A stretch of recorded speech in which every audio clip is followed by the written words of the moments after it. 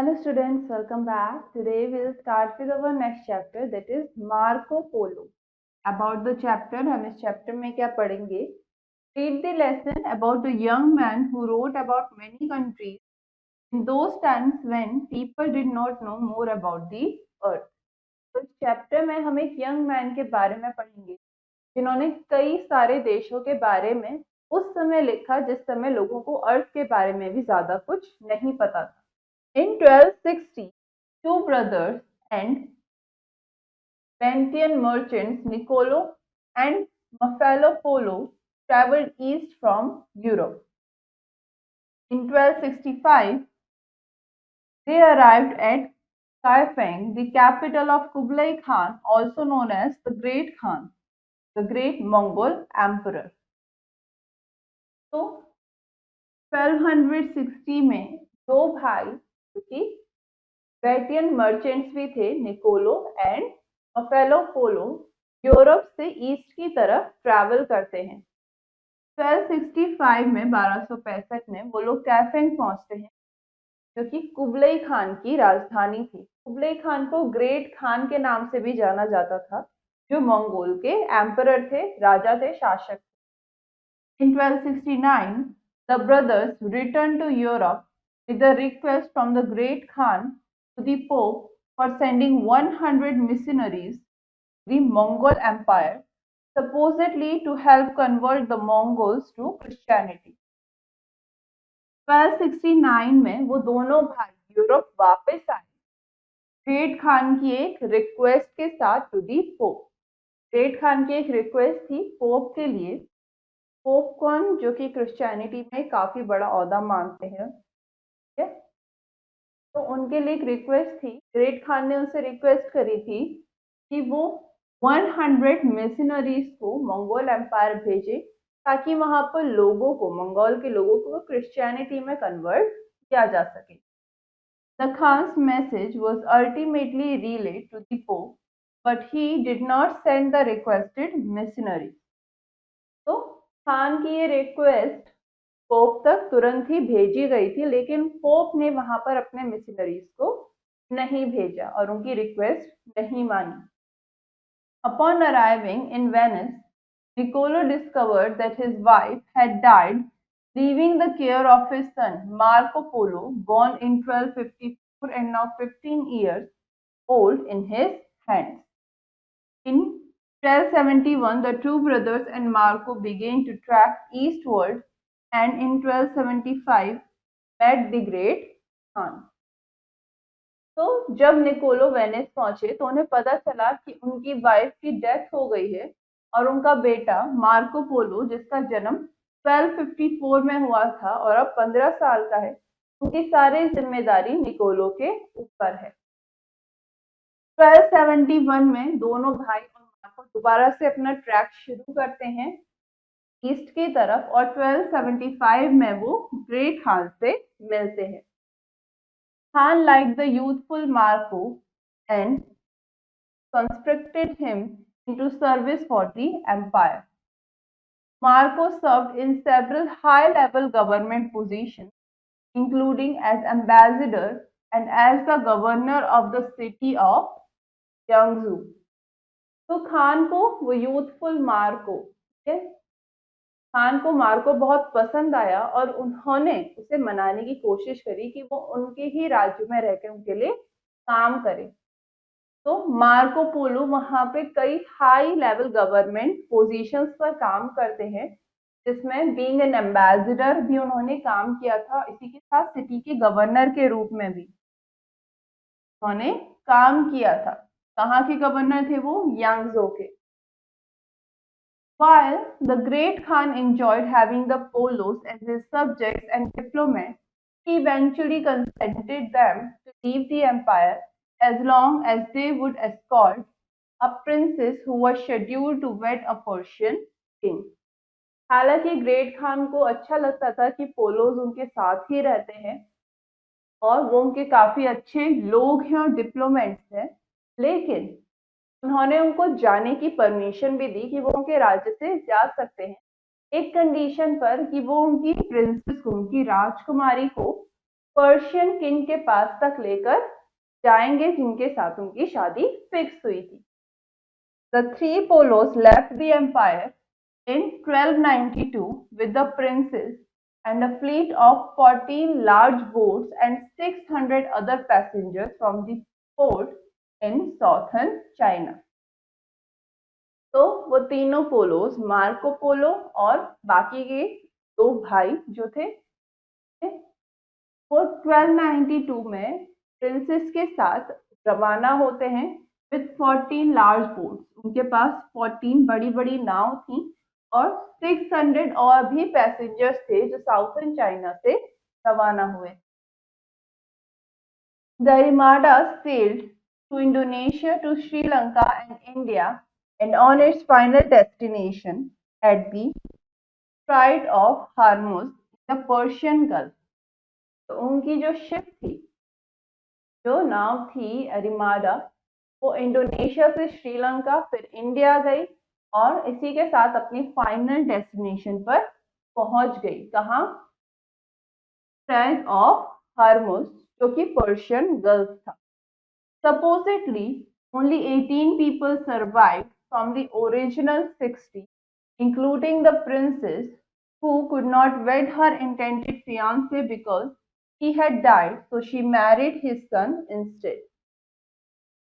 तो इस सफर के दौरान 600 पैसेंजर्स स्टार्टिंग में चले थे, लेकिन सफर खत्म होते होते सिर्फ 18 ही लोग थे, सिर्फ 18 लोग थे जो सरवाइव कर पाए, बच पाए, इंक्लूडिंग प्रिंसेस, जिसमें प्रिंसेस भी थी जिनकी शादी उनके इंटेंडेड फियांसे से नहीं हो पाई। क्यों? क्योंकि उनकी डेथ हो जाती है, तो उनकी शादी उनके बेटे से होती है।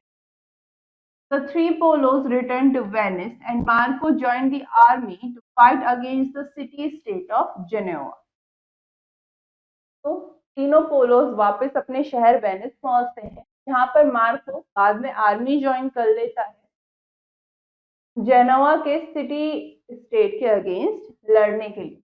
He was captured in 1298 and imprisoned in Genoa. 1298 में वो पकड़े जाते हैं और उन्हें जेल हो जाती है। While in prison for 2 years, he dictated an account of his travels to a fellow prisoner named Rustichello. Shortly thereafter, the travels of Marco Polo was published in French. तो जब वो जेल में 2 साल तक के लिए थे, तो उन्होंने अपने सारी ट्रैवल्स, अपनी पूरी जर्नी की कहानी अपने एक साथी प्रिजनर को बताई, जिसका नाम क्या था? रुस्टिशलो। और उसके कुछ टाइम बाद ही, shortly after that, the travels of Marco Polo नाम की एक किताब को पब्लिश किया गया, जो कि फ्रेंच लैंग्वेज में पब्लिश करी गई थी, जिसमें उनकी इन ट्रैवल्स की कहानियां थी। Though Polo's book exaggerates places and cultures, and some scholars believe he never went as far east as China but only described places other travelers had been to. His book was widely published and translated into many languages, and thousands of copies were printed. तो Marco Polo माना जाता है कि उन्होंने इस book में काफी चीजों को बढ़ा चढ़ाकर बताया, एग्जिजरेट करके बताया है, कुछ कल्चर्स, कुछ जगहों को। और कुछ स्कॉलर्स ये भी मानते थे कि वो चाइना जितना ईस्ट में तो कभी गए ही नहीं, बल्कि उन्होंने बाकी ट्रैवलर्स की घूमी हुई जगहों को डिस्क्राइब किया है। के बाद भी उनकी जो बुक थी उसे बहुत ज्यादा पब्लिश किया गया और कई सारी लैंग्वेजेस में उनका ट्रांसलेशन भी किया गया। बुक की हजारों कॉपियां छापी गई और बिकी। Polo's book includes fanciful accounts of men with tails, and cannibals seem to be seen around every corner. पोलो की बुक में देखने को मिलता है जहां पर उन्होंने आदमियों के बारे में बताया है, मैन विद टेल्स, यानी कि उन आदमियों के बारे में जिनकी पूंछ है, और ये भी कि कैनिबल्स पूरे दुनिया भर में हर तरफ फैला हुआ है। कैनिबल्स किसे कहते हैं? यानी कि आप अपनी सेम स्पीसीज को ही खा रहे हो। The book is somewhat a geography of Asian provinces. इस बुक में आपको जो देखने को मिलता है वो एशिया की ज्योग्राफी के बारे में देखने को मिलता है, जहाँ पर एशिया में कौन कौन से देश हैं उनके बारे में बताया गया, उनके कल्चर्स, उनके लोगों के बारे में बताया गया है। It is divided into chapters covering specific religions, and Polo described into it the politics, agriculture, military power, economy, burial system and religions of each area.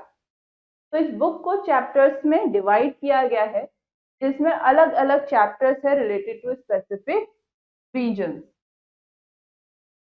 जहां पर पोलो हर रीजन की पॉलिटिक्स, वहां के एग्रीकल्चर, मिलिट्री की पावर, इकोनॉमी, किस तरीके से लोगों को दफनाया जाता है मरने के बाद, और कहाँ कौन से रिलीजन्स देखने को मिलते हैं, इस बारे में बताया है। पोलो brought the idea of paper currency and coal to Europe. इसी के साथ मार्को पोलो थे जो अपने साथ पेपर करेंसी और कोल यानी कि कोयले का आइडिया लेकर यूरोप आए थे। He also included second-hand reports of areas such as Japan and Madagascar that he had not visited. इसी के साथ इन्होंने अपनी किताब में सेकेंड हैंड रिपोर्ट्स को भी ऐड करा, उन जगहों की रिपोर्ट जहां पर वो खुद नहीं गए थे बल्कि कोई और गया था, और उसकी रिपोर्ट्स उन्होंने यहाँ पर अपनी किताब में इंक्लूड करी, जगहें जैसे जापान और मेडागास्कर। तो इस चैप्टर में हमने मार्को पोलो के बारे में पढ़ा और कैसे उनकी एक बुक जो थी वो पब्लिश हुई, द ट्रेवल्स ऑफ मार्को पोलो, जहां पर वो कई सारे एरियाज के बारे में बताते हैं जहां पर उन्होंने ट्रैवल किया है, अपनी ट्रैवलिंग के बारे में वो बात करते हैं। Next we came across some new words in this chapter. Merchants यानी कि ट्रेडर्स, व्यापारी। ट्रैवल्ड यानी कि सफर करा, टूर्ड। एम्परर यानी कि राजाओं का राजा। मिशनरीज यानी कि nuns. Conscripted, service compulsory for army, के आर्मी के लिए जो सर्विस कंपलसरी करती है। एम्बेसडर यानी कि minister send by a king और गवर्नमेंट टू अनदर कंट्री, जब कोई गवर्नमेंट या राजा अपने किसी मिनिस्टर को किसी दूसरे देश में या किसी दूसरे राज्य में भेजता है तो उसे एम्बेसडर कहते हैं। डिप्लोमेट यानी कि जो इंसान नेगोशिएशंस में बहुत अच्छा होता है, एक्सपर्ट इन नेगोशिएशन। पैसेंजर्स यानी कि ट्रैवलर्स, साथ में जो सफर कर रहे हैं। डेस्टिनेशन, मिशन, आपको कहाँ जाना है। कैप्चर्ड यानी कि पकड़ लेना, सीज। एक्सजरेट्स यानी कि इंटेंसिफाइज, और बड़ा चढ़ाकर बताना। Next we have few questions in this chapter. First, take the correct option. Kaifeng was the capital of. कैफेंग कहाँ की कैपिटल थी, किसकी कैपिटल थी? कुबलई खान की राजधानी थी। Next, Khan liked the youthful, Khan को कौन पसंद आया? Youthful Marco. Next, Maffeo Polo travelled east from, Maffeo Polo कहाँ ट्रेवल करे? कहाँ से? ईस्ट की तरफ उन्होंने ट्रेवल किया, यूरोप से। Next, the Kublai Khan was the dash emperor, Kublai Khan कहाँ का शासक था? मंगोल का। नेक्स्ट, द प्रिंसेस मैरिड, जो प्रिंसेस थी उनकी शादी किससे हुई? पर्शियन किंग के बेटे से। क्यों? क्योंकि जिनसे उनकी शादी होनी थी उनकी डेथ हो जाती है, तो उनके बेटे से शादी करती हैं। तो यहाँ आ जाएगा आंसर नन। यहाँ आंसर आ जाएगा नन, उनकी शादी किसी भी पोलो से नहीं हुई। Next question, fill in the blanks with the words given below. आपको यहाँ कुछ वर्ड्स गिवन है जिन्हें आपने सही जगहों पर फिल करना है। First, Marco Polo joined the dash to fight against the city, Marco Polo ने किसका साथ दिया? सिटी के अगेंस्ट लड़ाई करने के लिए। क्या ज्वाइन किया उन्होंने? आर्मी ज्वाइन की। Next, Marco Polo was captured in, Marco Polo को कब पकड़ लिया गया था? 1298 में। Next, his book was widely published and dashed into many languages, Marco Polo की जो किताब थी उसे क्या पब्लिश किया गया, उसे बहुत सारी जगहों पर पब्लिश किया गया और कई सारी भाषाओं में ट्रांसलेट भी किया गया।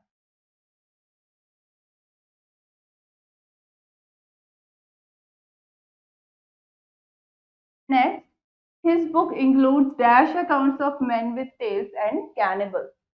उनकी बुक में कैसे अकाउंट्स हैं उन लोगों के जिनकी टेल्स है, पूंछ है, और कैनिबल्स के पेंसिफुल अकाउंट्स हैं।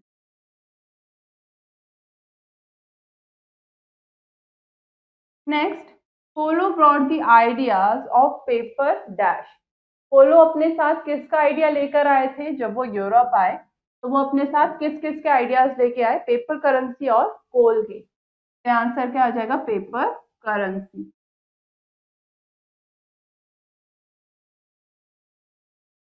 Next question, tick the true and cross the false statement. आपको सही स्टेटमेंट के लिए टिक और गलत के लिए क्रॉस करना है। First, in 1262 they arrived at Kafeng, the capital of Kublai Khan, the great Mongol emperor. 1262 में जो पोलोस थे वो कैफेंग पहुंचे, जो कि कुबलई खान की कैपिटल थी, और कुबलई खान वहां के एम्परर थे। ऐसा था नहीं, वो 1265 में वहां पहुंचे, तो ये क्या हो जाएगा, गलत। Next, Niccolo discovered that his wife had died, leaving the care of his son in his hands. Niccolo को पता चला कि उनकी वाइफ की डेथ हो गई है और अब उनके बेटे की जिम्मेदारी उनके ऊपर है, उनके हाथों में है। Yes. Next, his book was widely published and translated into English language only. जो मार्को पोलो की किताब थी वो दुनिया भर में पब्लिश हुई, लेकिन उनका ट्रांसलेशन सिर्फ इंग्लिश लैंग्वेज में ही हुआ क्या, नहीं। हम क्रॉस कर देंगे, उनका जो ट्रांसलेशन था किताबों का वो और भी कई लैंग्वेजेस में हुआ। Next, the book is somewhat a politics of Asian provinces. जो किताब है वो एशिया की जगहों की पॉलिटिक्स की बात करती है क्या बस, या फिर सिर्फ ये माना जाए that it is somewhat politics of Asian provinces, नहीं, वो एशिया की ज्योग्राफी के बारे में बात करती है। तो इसे हम गलत कर देंगे, क्रॉस कर देंगे। Next question, match the word. आपको यहाँ पर दो जगह दी गई हैं, क्या आपको अलग अलग वर्ड्स गिवन है, आपको इन्हें आपस में मैच करना है। दैट फैंसीफुल, फैंसीफुल क्या लिखे, अकाउंट्स लिखे, किसने, मार्को पोलो ने लिखे। Next, Marco Polo was captured. Marco Polo को कब पकड़ लिया गया था, इन 1298। नेक्स्ट, सर्वाइव्ड पीपल, कितने लोग सर्वाइव कर पाए थे, 18। तो यहाँ पर ये चीज इन्होंने दो बार रिपीट कर दिया, मार्को पोलो बॉर्न, यहाँ पर आएगा 18 पीपल। ठीक है, 600 में से 18 लोग ही सर्वाइव कर पाए। Next, Polos left the empire. Polos Mongol empire से कब निकले, 1292 में। ग्रेट खान कौन थे, कुबलई खान को ग्रेट खान भी कहा जाता है। और Marco Polo was born, Marco Polo का जन्म कब हुआ था, इन 1254। Okay, now all the other questions you will do it yourself so that you can understand this chapter better, and this finishes our chapter. Now for the next lesson we will continue in our next class. Till then, have a nice day.